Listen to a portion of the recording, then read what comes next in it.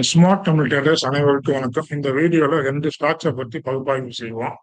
JBM ஆர்ட்ட first stock எடுத்துக்கிட்டீங்கன்னா, இது நல்ல ஒரு ஆல் டைம் கையில போயிட்டு 50% கிட்ட டவுன் ஆகி இந்த இடத்த கன்சால்டேஷன் போட்டுக்கிட்டு இருக்கு. இதை பார்க்கும்போது ஒரு டபுள் பாட்டம் போட்ட மாதிரி இருக்கு. நீங்க டபுள் பாட்டமா எடுத்துக்கிட்டாலும் சரி, இல்லை ஈக்குவல் கையில ஒரு கன்சால்டேஷன் ஆகிட்டு இருக்கு அப்படின்னு எடுத்துக்கிட்டாலும் சரி, இது என்ன வேணா எடுத்துக்கோங்க. நல்ல ஒரு டவுன் ஆகிட்டு இந்த இடத்த கன்சால்டேஷன் போட்டுக்கிட்டு இருக்கு. இந்த பேட்டர்னை பிரேக் அவுட் பண்ணுச்சு அப்படின்னா நல்ல இந்த ஸ்டாக் ஆனது மேல போக வாய்ப்புகள் இருக்கின்றன. ஓகேங்களா? வேலையும் நல்ல பில்டப் ஆகிட்டு இருக்குது.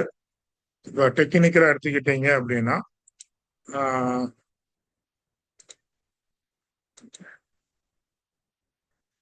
மூவிங் ஆவரேஜ் எல்லாமே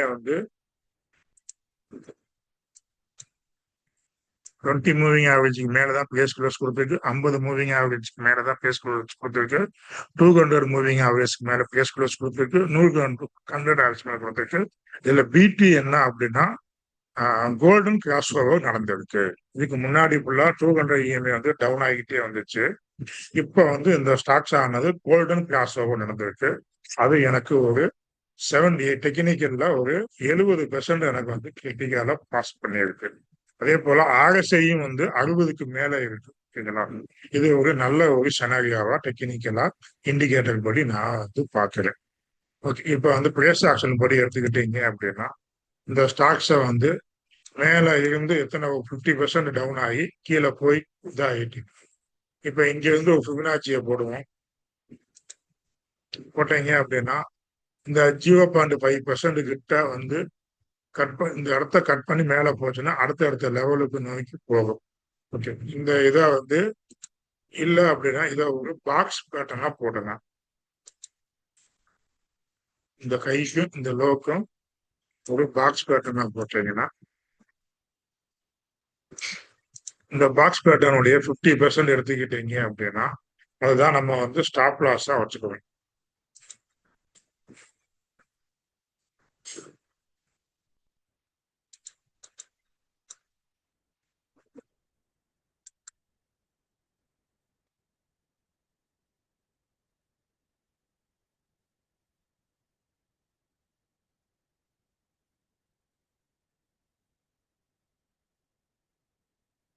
இந்த பாக்ஸோடைய 50% நம்ம ஒரு ஸ்டாப் லாஸா வச்சுக்கோங்களா. இந்த பாக்ஸை பிரேக் அவுட் பண்ணாலும் மேல போகும்.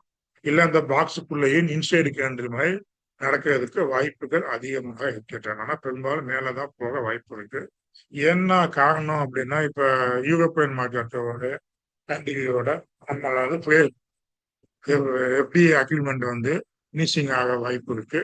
அதனால இந்த ஸ்டாக்ஸை யூரோப்பியன் கண்ட்ரிக்கு இவர்களுடைய பிசினஸ் அதிகமா ஏற்றுமதி பண்றதுனால இவருடைய வருவாய் அதிகரிக்க வாய்ப்புகள் இருக்கு. ஓகே, இப்போ ஜேபி பிசினஸ் மாடலை பார்த்துக்கிட்டீங்க அப்படின்னா பாத்துக்கோங்க. ஸ்டாக் நம்மளுடைய பகுப்பாய்வுடைய கட்டமைப்பு தொடங்குவோம். பிசினஸ் புரிகிறதா? பிசினஸ் எனக்கு ஏன்னா நமக்கு புரிகிறது. அதெல்லாம் பாஸ்ட் பண்ணிட்டேன். நிறுவனம் என்ன செய்யுது நமக்கு தெளிவாக தெரியும். எப்படி பணம் சம்பாதிக்கிறது தெரியும். காம்படிட்டர் யார் யாருன்னு பார்த்துருப்போம் நம்ம. ஓகேங்களா?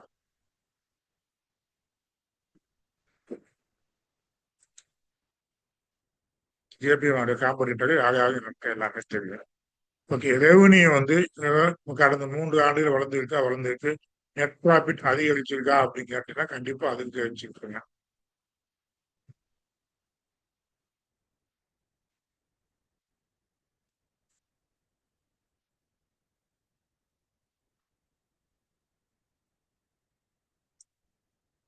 ப்ராஃபிட் நல்லா அதிகரிச்சிருக்கு. இபிஎஸும் அதிகரிச்சிருக்கு. அதனால இது எனக்கு பாஸ் பண்ணிட்டேன். கடன் நிலை ஓரளவு கடன் கொஞ்சம் அதிகமா இருந்தாலும் அதை அடைக்கக்கூடிய லெவல்ல தான் இருக்கு. ஓகேங்களா? கேஷ் ஃப்ளோ ஓரளவுக்கு ஒரு 50% ஓகே எனக்கு தெரியும். அதனால டிக் பண்ணிட்டேன். வேல்யூ சரியான விலையில இருக்க, கரெக்டான விலையில இருக்குங்க. இண்டஸ்ட்ரி பி பார்த்தீங்கன்னா இண்டஸ்ட்ரி பியை விட இந்த ஸ்டாக் பி அதிகமாக தான் இருக்கு. ஆமா, அதிகமாக தான் இருக்கு. இருந்தாலும் பரவாயில்ல, நல்லா தான் இருக்கு. பெக் ரேஷியோ ஒரு 5க்கு கீழே இருக்கான்னு பார்த்தோம்னா ஆமா, பிஇஜி ரேஷியோவும் 3.5 இருக்கு. அதனால இது எல்லாமே நல்லதா இருக்கு.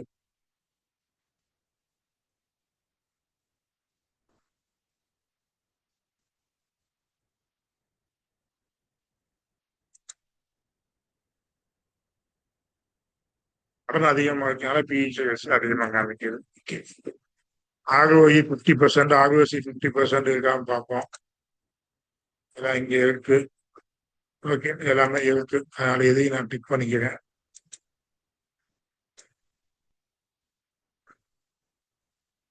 ரிஸ்க் மேனேஜ்மெண்ட் நான் பிளான் பண்ணிட்டேன். எந்த லெவல்ல தீர்மானிக்க, எந்த லெவலில் எண்ணிக்கு போகணும் அப்படிங்கிறத நம்ம வந்து தீர்மானிச்சாச்சு. இது எல்லாமே இந்த ஸ்டாக்ல எல்லாமே நான் ரெடி பண்ணிட்டேன். அப்ப இந்த ஸ்டாக்ஸை வந்து எண்ணிக்கு போகலாம். எப்போ நான் எண்ணிக்கு போவேன் அப்படின்னா, இது 50%க்கு மேல இருக்கிற முடிய நான் வந்து இந்த ஸ்டாக்ஸை வந்து ஹோல்டு பண்ணுவேன்.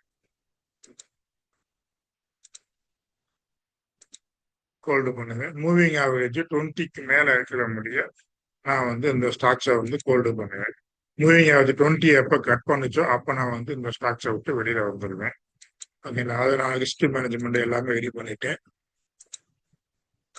இந்த ஸ்டாக்ஸை நீங்க வாட்ச் லிஸ்ட்ல வச்சுக்கோங்க. உங்களுடைய டெக்னிக்கல் அனலிஸை போட்டு பார்த்துக்கோங்க. இதுல பை செல் ரெக்கமெண்ட் கிடையாது. இந்த லெவல் முடிய போயிட்டு திருப்பி கீழே கூட வந்துடலாம். வாட்ச் லிஸ்ட்ல வச்சுட்டு உங்க அனலிஸை பண்ணிக்கிட்டு உங்க ஆலோசனை கேட்டுக்கிட்டு நீங்க முடிவு பண்ணிக்கோங்க. அடுத்த ஸ்டாக் எடுத்துக்கிட்டீங்க அப்படின்னா கல்பாட்டு பவர். இவருடைய பிசினஸ் மாடலும் எனக்கு நல்லா தெரியும். இவங்க வந்து பவர் டிரான்ஸ்மிஷன் பண்ணிக்கிட்டு இருக்காங்க. ஆர்டர் கிட்டத்தட்ட ஆர்டர் வந்து நல்லா வச்சிருக்காங்க. கடன்லாம் ஓரளவுக்கு நார்மலாக தான் இருக்கு. இவர்களுடைய ரேஷியோ எல்லாமே நல்லா இருக்கு. என்னுடைய 10 செக்கப்லாம் கிட்டத்தட்ட 9 செக்கப் இந்த ஸ்டாக்கை பத்தி நமக்கு தெரிய வாய்ப்பு இருக்கு. டெக்னிக்கலா பார்த்தோம் அப்படின்னா மூவிங் ஆவரேஜுக்கு மேலதான் எல்லாமே க்ளோஸ் கொடுத்துருக்கு. ப்ரீவியஸும் கையை கட் பண்ணி ஆல் டைம் கட் பண்ணிருக்கு. ஆர்எஸ்ஐ வந்து 60க்கு மேல இருக்கு. ஓகேங்களா? இது எல்லாமே பாசிட்டிவா இருக்கிறதுனால இந்த ஸ்டாக்ஸ் ஆனது பிரேக் அவுட் ஆகிருக்கு. அது மட்டும் இல்லாம ஒரு சிமெண்டிக்கல் பேட்டர்னா பிரேக் அவுட் பண்ணி ரீடெஸ்ட் எடுத்துட்டு இந்த ஸ்டாக் ஆனது மேலே செல்கிறது. அதனால அந்த ஸ்டாக்கு நல்ல பிரேக் அவுட் ஆகி கன்சல்டேஷன் போட்டு பிரேக் அவுட் ஆகிருக்கு. 1470 நோக்கி ப்ரீவியஸ் கையை நோக்கி இந்த ஸ்டாக் ஆனது செல்லலாம். அதையெல்லாம் கட் பண்ணுச்சு அப்படின்னா இந்த ஸ்டாக்ஸ் ஆனது இந்த ரேஞ்சு லெவலுக்கு ஸ்டாக் ஆனது மேல போகும். ஒரே நேர்கோட்டில் போகாது.